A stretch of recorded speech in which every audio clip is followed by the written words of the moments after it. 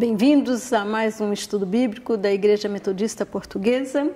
Hoje damos continuidade aos princípios da Reforma Protestante, princípio esses que vimos que são 5 e hoje então iremos abordar só Cristo. Semana passada o bispo Cifredo Teixeira abordou sobre só as Escrituras. E hoje então o convite é para nós relembrarmos esses princípios que não estão direcionados somente à igreja, mas à questão individual de cada pessoa. O tema só Cristo está relacionado assim à justificação pela fé. É um tema tão presente na Reforma Protestante quanto no movimento metodista, então na nossa Igreja Metodista. A ênfase, então, a nossa fé em Cristo, nós encontramos assim a carta aos Romanos, capítulo de número 5, versículo de número 1, que nos diz: sendo, pois, justificados pela fé, temos paz com Deus, nosso Senhor Jesus Cristo. Só Cristo nos leva também a nós repensarmos o exercício da nossa fé em Jesus. Só em Cristo que aprendemos a enfrentar as adversidades e qualquer que seja outras situações, como as tribulações que estão bem presentes também nos outros versículos do capítulo de número 5 de Romanos, que nos diz: nos gloriamos nas tribulações, sabendo que a tribulação produz a paciência, e a paciência a experiência, e a experiência a esperança. E a esperança não traz confusão, porquanto o amor de Deus está derramado em nosso coração pelo Espírito Santo que nos foi dado. Essas práticas nos ajudam a compreender melhor que somente Cristo pode, então, como já falei, nos ajudar em nossas dificuldades e em todas as situações que podem ser bem diferentes entre nós. Não é por merecimento que alcançamos a salvação, mas em Cristo somos justificados. O princípio só Cristo foi decisivo para desencadear o movimento da reforma. Por muito tempo, Lutero viveu uma angústia, uma luta para entender como era encontrar esse Deus misericordioso. E encontramos estudos que ele fazia várias questões de misericórdia, de atos de piedade, mas para ele não encontrava como que seria essa salvação.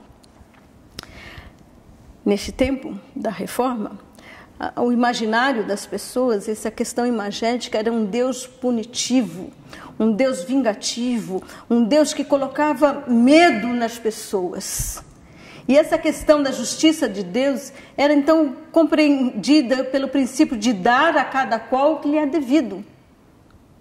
Ou seja, a pessoa recebe o que merece.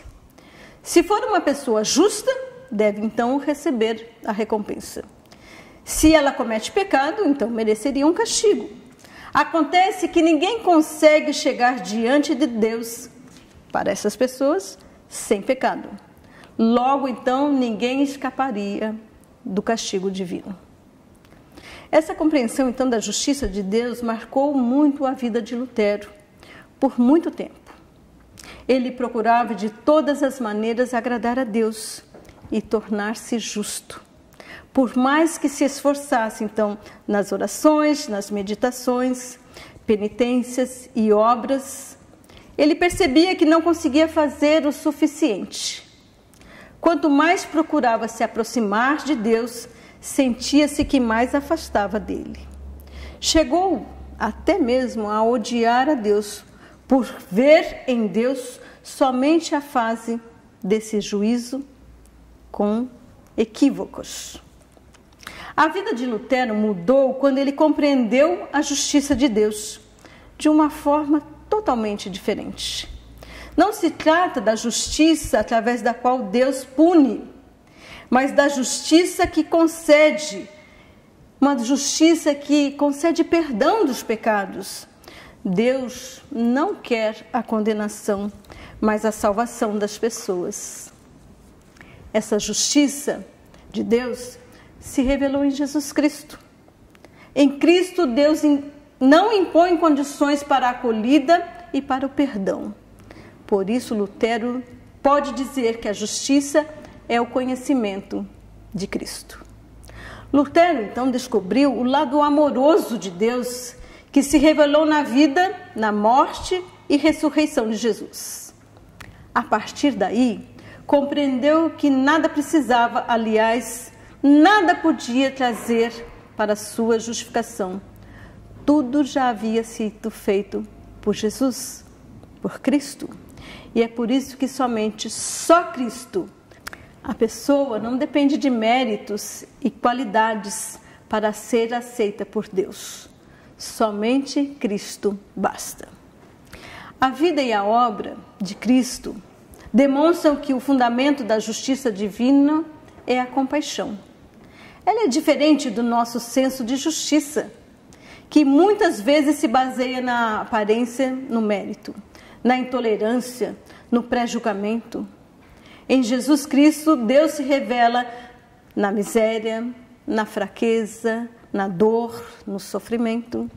O poder de Deus não se manifesta em riqueza, em pompa, em majestade, mas na cruz. Na cruz encontramos um Deus misericordioso e solidário com o sofrimento humano. Como o poder do amor vence a justiça, a violência e a morte. Viver para Cristo, então, está relacionado a uma vocação de amar. Todos nós somos chamados a essa vocação de amar, de entender outras expressões de fé que também estão relacionadas ao compromisso cristão, que Jesus nos ensina e aprendermos assim uns com os outros. Cristo nos chama para o seguirmos. E seguir a Cristo é assumirmos o projeto de vida que Ele tem para cada um de nós. Seguir a Cristo é assumirmos os projetos do reino. O apóstolo Paulo, em Filipenses 1:21, nos afirma: para mim, o viver é Cristo. Há tantos cristãos e cristãs, como outras pessoas que nós conhecemos ou ouvimos falar, que se entregam, que se doam por questões humanitárias, entregam as suas vidas por amor às pessoas. Pessoas que arriscam suas vidas a favor de outros. Eis aí um projeto do reino de Deus, um projeto de amor, de acolhimento. Mas viver Cristo é entendermos que só Ele é a base para a nossa vida. Ele é o fundamento principal.